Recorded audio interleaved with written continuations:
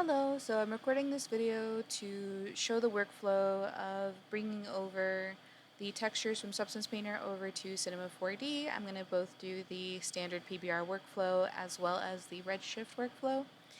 I'm going to separate this video into chapters so that way you can find exactly the time you need in the timeline as well as in timestamp form in the description. I'm going to start with the standard PBR workflow, which is we're just going to go File, Export Textures. The settings you need in here are PBR Metallic Roughness. Make sure to choose where you're saving it to, make a special folder for it, and leave all this alone, then hit Export. That'll export it out. And then I'm going to go ahead and close this, minimize this, and now we're over to C4D. I know that I don't need this material, and these two were the ones that are on my room appliance set. This model is from when I took the 185 class myself and did the exact same assignment. So I'm going to find my textures, which are, let's see, in a text folder that has all the other ones. And this is the Redshift one. Here we go, PBR. And I'm going to just move this over here. In your case, you're going to probably need to minimize it if you only have one screen. And we are going to create a new PBR material. And then if I hold down Control, drag, now I have a second one. This is Opaque PBR. This is Glass PBR. And our renderer just stays the same, which is just standard. Make sure you have this set to most likely film and video 1080, where is 24?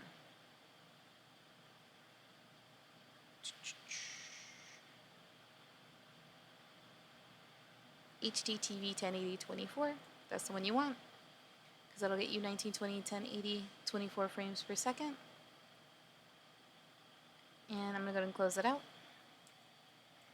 And I'm going to cover this in the Redshift workflow as well, but I want to exactly replace out where these materials are placed, because these were from the original materials I had applied. And I know that for my glass, it already has a selection applied for it. And so I want to make sure that everything goes where it needs to be.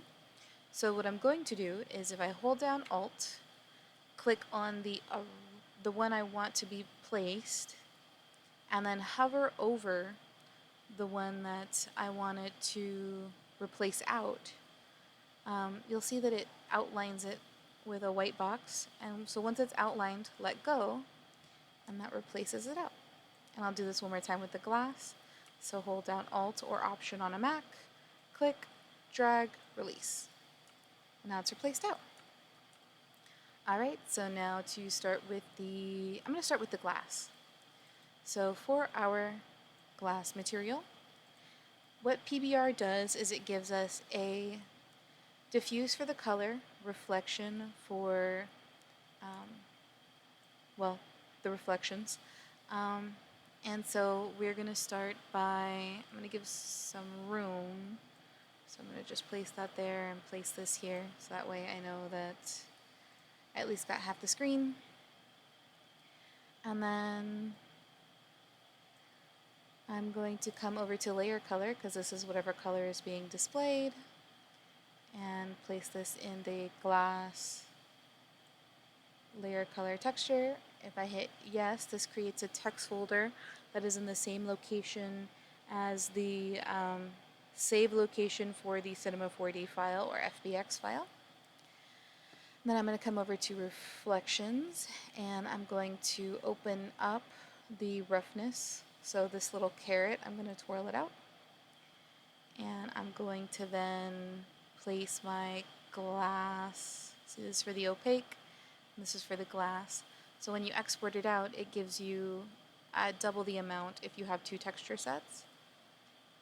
So I need the roughness, and hit yes, and then I need the,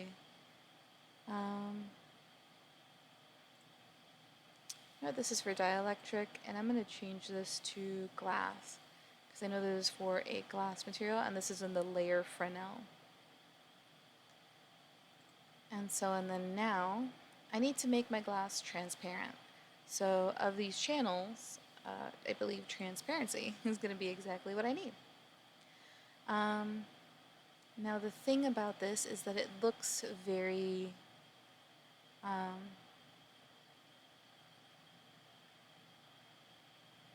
like white, and it's not as see-through as I would like it to be.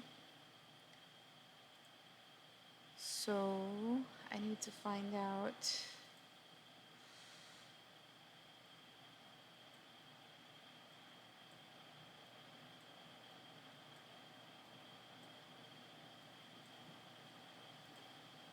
Let's see, so this needs to be set to glass though.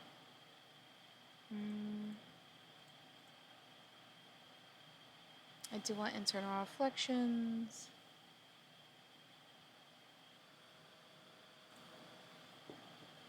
So I'm not really finding a way to make this more see-through in transparency right now. It used to be much more transparent in the older versions of Cinema 4D. So the way I'm going to fix this is just, I'm going to turn on the alpha channel, and I'm going to add a color for the texture. That way I can just adjust, I want to make sure I'm on the shader tab, the color to something darker. So the darker it is, the more see-through it is. And so I don't want to be all the way see-through because then I won't get my reflections. But I do want to be partially see-through so it's a little clearer. So let's say around 35 is fine.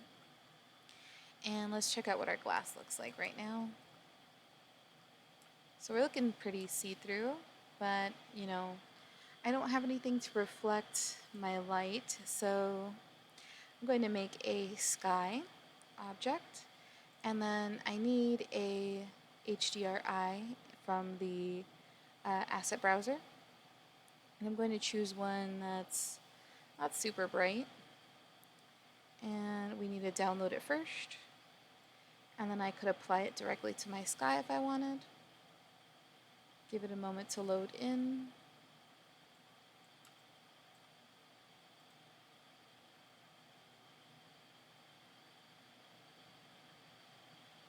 There we go. And now it's loaded in.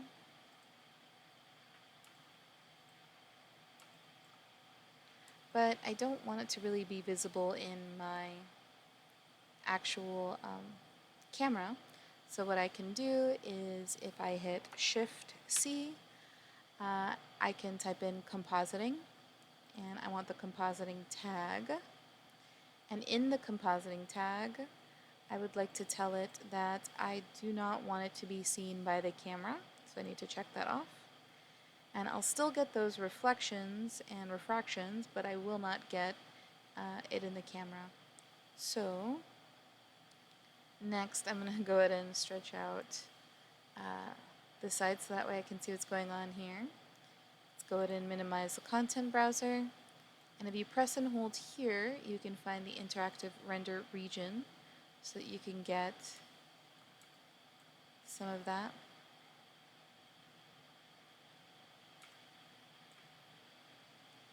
That doesn't look bad. See, I might want it a little more see-through, so alpha, go into here even more. So dial it into your liking, and I'm going to close that out, and then let's go ahead and temporarily turn off our interactive render region and move on from here. So from here, let's see, wait, apologies. We have one last thing we need to add on, and that is our normal map.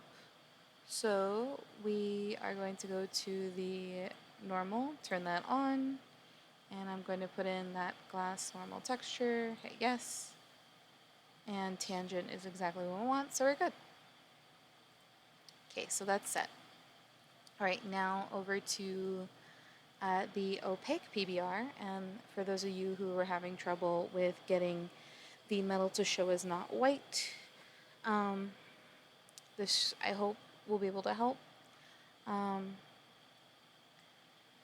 so, the workflow for PBR metallic roughness, and I'm going to use this for the metal materials. So, let's make sure that this is on this half, this is on this half. I might scoot it over a little more. Okay. So, we talked about how diffuse is our color. So we take our opaque base color and we want that in layer color. Hit yes. And then now we move on to reflections. And so we want to change this to GGX and attenuation to metal. And then twirl open the caret for our roughness and place in our roughness map. Yes. And then from here, I want to change the layer Fresnel to a conductor. And I want to place the metallic map to our layer mask texture. And there we go. And so you can see here the things that look a little more reflective are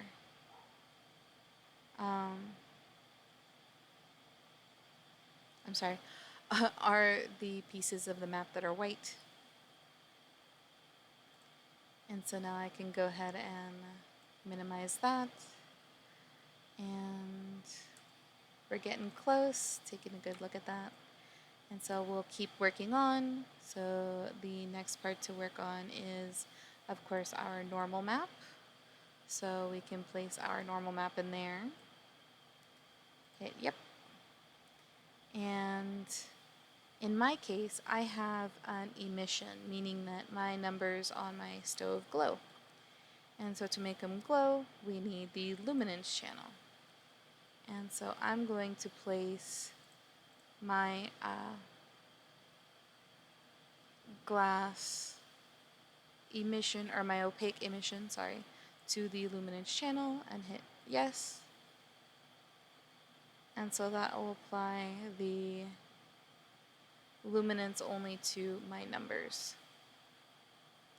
I can go ahead and do that and take a look through our interactive render region.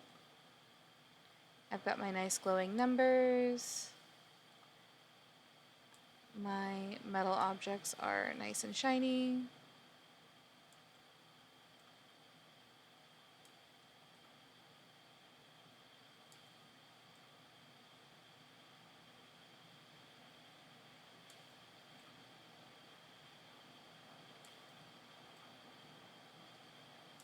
And we're looking good.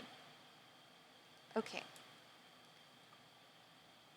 So now I'm going to move on to the Redshift workflow. So I'm going to, in my case, right, I need to restart. For you who has done the standard workflow, go ahead and save. You can stop here, you can keep watching. So I need to go to File, and I'm going to just revert this and hit yes. So that way I can start clean. I know I didn't need this one. And so let's switch our renderer to Redshift. And make sure my preset is set to film and video HDTV 1080-24. So I got my 1920 1080-24 frame rates. Awesome. And I need to make two brand new, or well, this is getting the C4D set up. I need to get my textures, right? So in Substance Painter, for getting our textures, I want File, Export Textures, and then I'm going to go to Redshift, RS Material. I'm going to tell it where to save to, hit Select Folder, leave all this alone, and hit Export. Alright, now we're set to move back to C4D. And in here, so we've got our stuff set up, in that we came over to the render settings, switched it to Redshift, came over to the preset, film and video 1080-24, got that set up. Now I'm going to switch to my folder for Redshift where I placed all my Redshift textures. And I am going to make 2 Redshift materials. So 1, 2. So I just double click in the empty area and that makes the Redshift material. Give them a moment to load in. This is for Opaque Redshift, Glass Redshift. And so what you can do is, because I know that all of my opaque materials are applied where I want them to be and to their selections, because I had them applied to specific parts on the window that were one mesh. So what I can do is, if I hold down Alt on the PC or Option on the Mac, and I click the material I want applied, and then drag it over the one I want it to replace, and then release, it will replace it out. And then same with my glass Redshift, hold down Alt or Option, drag until it hovers over and creates that white box around, and release. So we've got that replaced out, nice. Next, I need to start placing in my materials. So I'm going to start with the glass as well this time. And we've got our node editor. So I'm going to go ahead and minimize this a little bit. And the navigation in here is the same as the timeline, where you can pan and you can zoom in and out using Alt and right mouse button, Alt, middle mouse button for panning and zooming. And we're going to bring in our glass. So I know that these that were outputted have my texture set right before my name of the type of map. So right here, this is for glass, glass, glass, glass. This one's for opaque, opaque, opaque, opaque, opaque, opaque. So I only need from roughness to metalness. So I clicked, and then I held down Shift, clicked the other one, and then I'm going to hold down, or I'm going to, hold down Control and click this other one, because I don't need my height field. I'm going to drag that in, and there they are. I need to give them a minute to load in. There we go. So here's my normal. Here is my, see, I believe that's my roughness.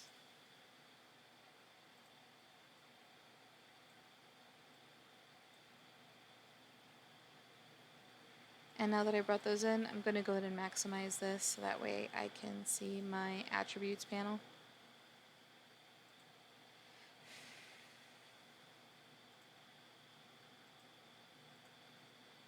Yeah, so there's my normal, there's my color, there we go. That's my metalness, and that is my roughness. There we go. And so I need these 3.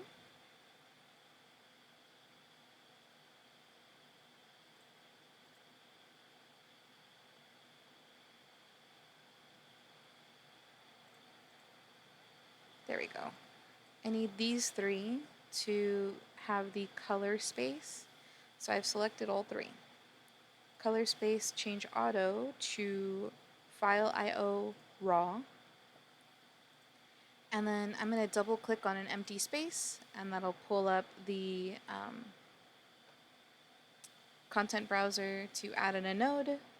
And I need the bump map. And if I double click, it'll create it, or I could drag it in. Either way, I'm going to open up this little overall so that way I can see my bump map connection. And on bump map, I need to make sure to change the input map type to tangent space normal. So now I can hook everything up. I've got all these with their correct settings. Later on, we'll change the settings to these. So bump map to bump map, normal to empty space, inputs texture to input. Then we have the metalness, and so that's in reflection metalness, roughness, and color, all set up. And now I need to come to RS material itself, and I need to go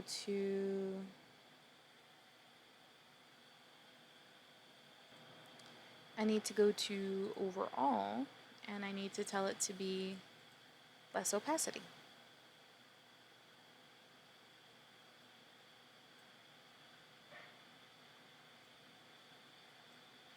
So now we've got some see-through glass. Looking good. Okay, so that is set. Next, we need to work on the opaque. So once again, I'm going to move this to the side, and I'm going to bring in our material or our textures. And so click from roughness, shift, click to metalness. But in this case, I also have emission, so I could shift click to emission. That's going to be for later.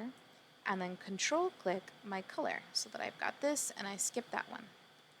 Then I can drag them in, give it a moment to load in.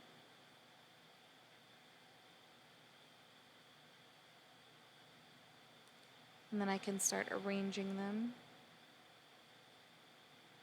So let's see.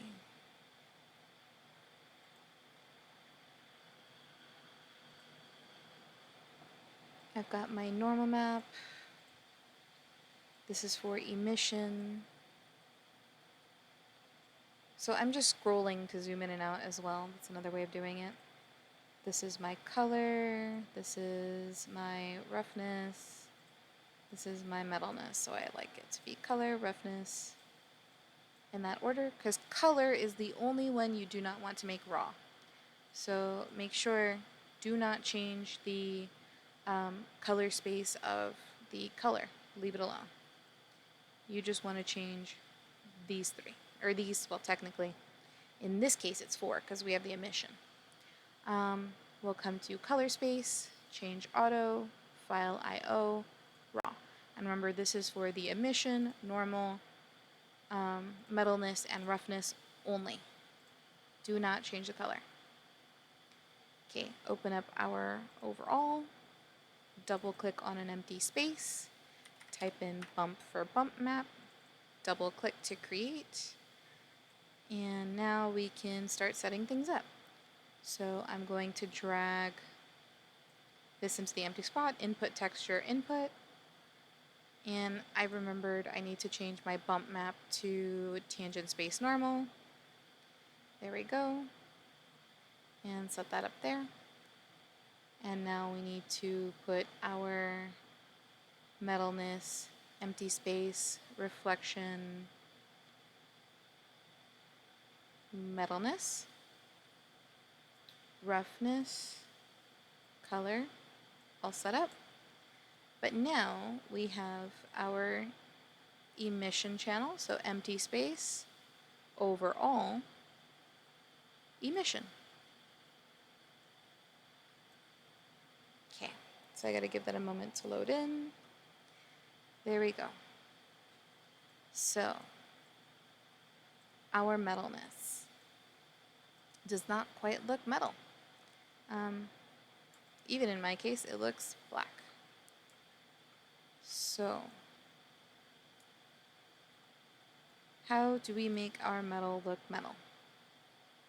I think in my case, the reason mine looks black is because the texture is taking a moment to load. But as for getting our metal to look metal, we need to select the Redshift material. Yep, there we go, loaded in. So select this Redshift material node, RS material. And in our attributes over here, we need to go to the base properties right here on this tab. We're going to scroll down to reflection, and we need to change the Fresnel type down here to metalness. And that will then start making things look a little more metallic. And I prefer using GGX for the metalness type. Or well, the reflection type technically, reflection calculations. If you need it to be less reflective, you can adjust the reflectivity down here. And that will adjust it a little bit, but in your viewport, it's gonna look like pure metal. Don't panic, it's okay. So I'm gonna leave this down because I wanted to just take the roughness from my roughness map and all that kind of stuff. So we're gonna check out what everything looks like now. So I know it looks weird here, but in, let's see, oh right, I also do need to make sure render settings, yeah, this set to Redshift, and I need to render to render view. So that there brings up my Redshift render view, and I can just hit play. That's looking okay. But I would appreciate some light. So what I can do is I can create a dome light. Right here, dome light. And it should get extremely bright. And earlier I had a HDRI. So let's see. What did it end up in here? Find out. FBX, texture, did not end up in here. You know what, that's okay. If you don't want to find one to download, you can come to the content browser. If you type in HDRI, we do have some down here. And so I'm going to place this in the texture.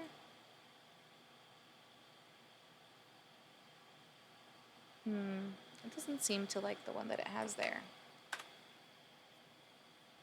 Let's see, I'm gonna find one that I do have. So I found one that I have. It looks like, let's see, yes. Give it a minute to load in. Oh, I don't think I want that one. Because I know that was the wrong one. Let's see. It's gonna be this EXR, so I'll use that one. Yep. There we go, that looks okay. I probably need to make it brighter intensity-wise, because this was a dark room that it was in. There we go. So that's looking okay. I'm going to go ahead and dock this right here next to the materials. Close that and zoom in.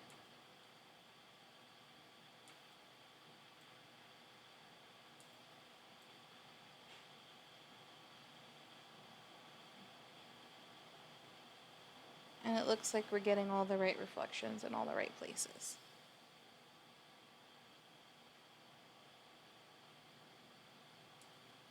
Come up and take a look at the window.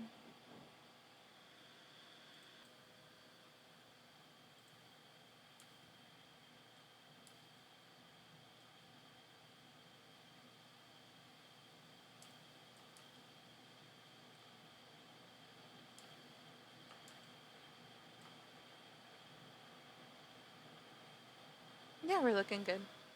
So I think we're set. Yeah, I'm gonna go ahead and pause rendering on that. We're getting those reflections we're looking for.